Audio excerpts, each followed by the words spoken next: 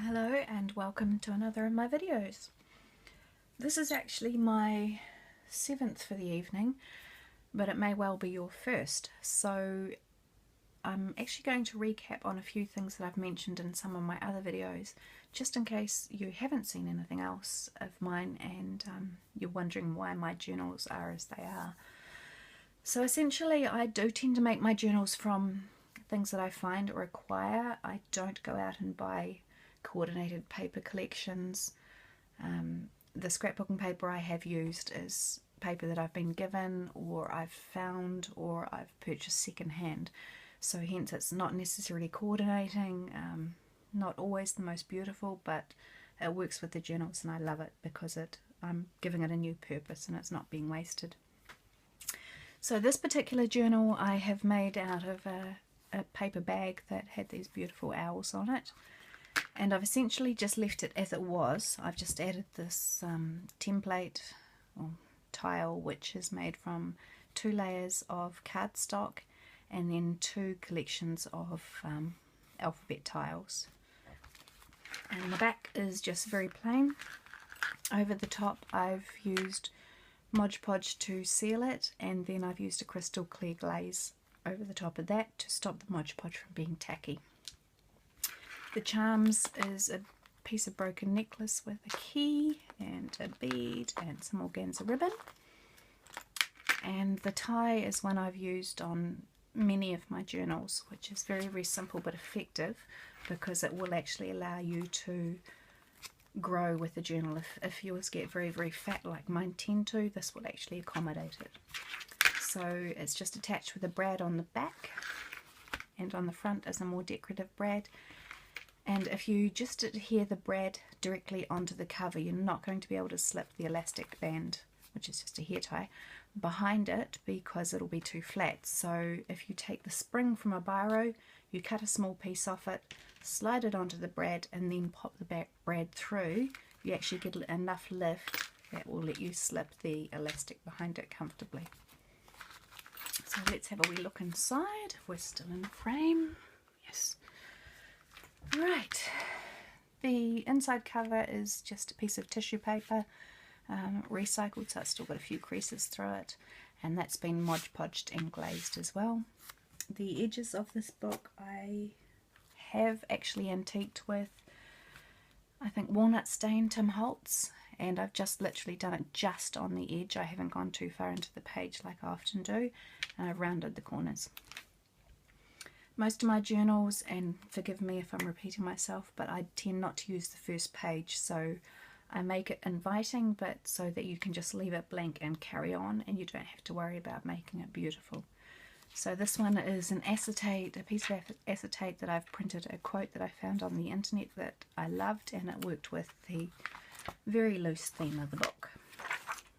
Scrapbooking paper and a little bit of a rub on there. Some old brown paper of some description, a belly band and a piece of scrapbooking quote there, and this is some vintage ephemera from Prague, so you could journal on the back of that.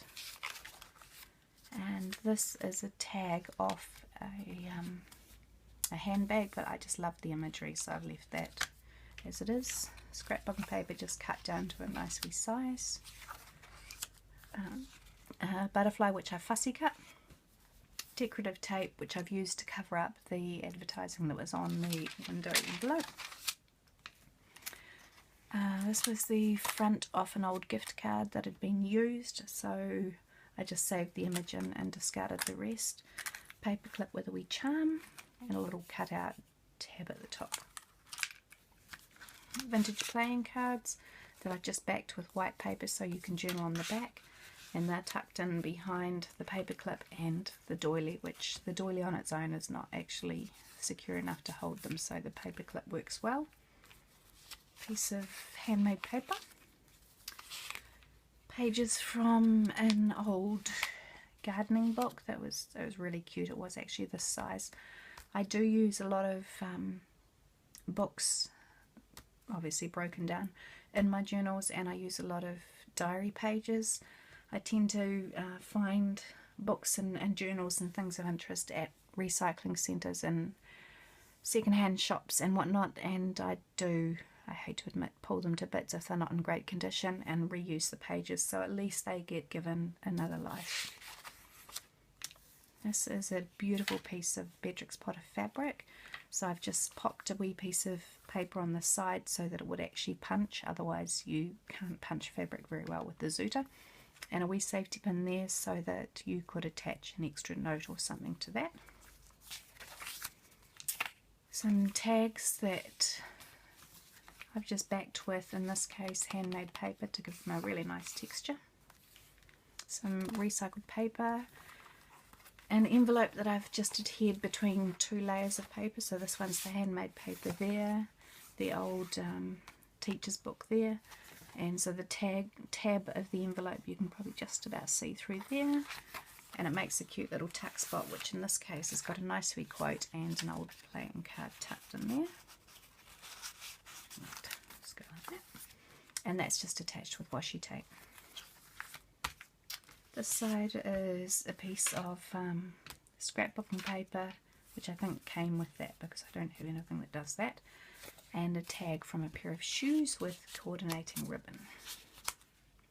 Old journal, postcards, really cute paper bag I was given, obviously from a fast food shop, and some polka dot washi duct tape which I've used to extend the edge of the bag out. So with this I've actually stuck the duct tape down to a piece of card and then trimmed it to fit. Atlas page with a cute little cupcake image that I acquired somewhere, and a little piece of scrapbooking paper there as a tag, and a little piece of fabric that's just been glued down, or actually double-sided tape down to make a tab. An image from a book that in this case I've turned into a mini book just by adding a piece of scrapbooking paper in the middle. A coin envelope I've made out of a page from a book and just tucked some paper in there. This is, you sometimes get them, they come already cut like that, and I'm never sure what to do with them, so I just stuck one down there. I don't have a machine that does this, but I was once given a piece of paper with this shape on it, so I've kept the actual piece of paper as a template, and I use that quite often as tuck spots and whatnot. Some scrapbooking tags, a really beautiful envelope that somebody made and sent me, so I just popped that in there with a postcard inside. This is out of an old, it's probably not even old, business card holder, so I've just cut it down, popped some washi tape on the side, and if you do 2 layers of that, it's actually strong enough to punch through. This is a window envelope that I've cut down to be a single page. It gives you a nice window through the next page, and a wee tab at top. Scrapbooking paper with a cute little button tuck spot. A page out of a children's storybook, and this little zigzaggy bit at the top is actually the top of the paper bag that has formed the cover, so nothing's wasted. That was kept. Pages from a diary, an old incense box, so yes, still smells absolutely divine. And on the back I've just put a little coin envelope. I've made the wee tie taggy thingy, I'm not sure what you call that, closure, and you can pop little found pieces in there, just some washi tape down the side. Dictionary images and a rub-on. Vintage ephemera, this is actually a ticket for a museum, and on the back of that I've popped a wee glassine bag, and it's just got a little shape in there that you can make some notes on the back. A piece of card that used to be part of a children's storybook, and I love the cute little mouse on there, so I cut that down to a tag size and used some silk ribbon. Plain newsprint paper with a decorative paper clip, decorative tape down the side, and just a tag on the back. This is, I think, an internet image that I'd adhered to cardboard, and what I've done is actually just fussy cut the top so that you've got this nice texture going on, and then popped an envelope with a wee piece of paper in it. In there. Scrapbooking. This is the double-sided wrapping paper that you can get, which is a little bit thin, but it's got a beautiful texture and a lovely sound. An image from a magazine.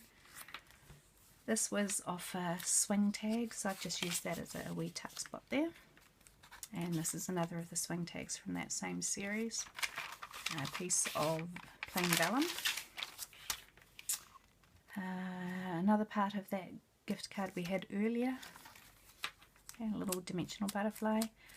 And I've just used my alphabet stamps to put things that make me smile. So just whoever's using this journal, and unfortunately this one won't be me, but they can just, they're jogged as to what they can do with it. A piece of vellum with the mirror image of the actual scrapbooking paper, which is quite fun. Another of the little paper bags that came with the collection that made the cover. So again, I've just adhered an extra strip to it so that the binding doesn't come into the paper bag. And then I've used that children's storybook to make a wee tag to go on there. A recipe card. Another piece of brown paper with a belly band and a scrapbooking quote, and then just some paper slid in behind there. This was an internet image which I think I hand coloured this one. I'm honestly not sure now. And a playing card, because obviously it's Alice in Wonderland and the Queen of Hearts seemed rather appropriate. And this was from a little address book from Alice in Wonderland, so she's in there. German quotes, beautiful calligraphy. One of the old style letter writing aerogram papers, so great for journaling. And again, added interest, added texture. Magazine images, quite cute. Decorative tape just to cover up the text that was on the back of that. Some advertising I was sent from America for vodka.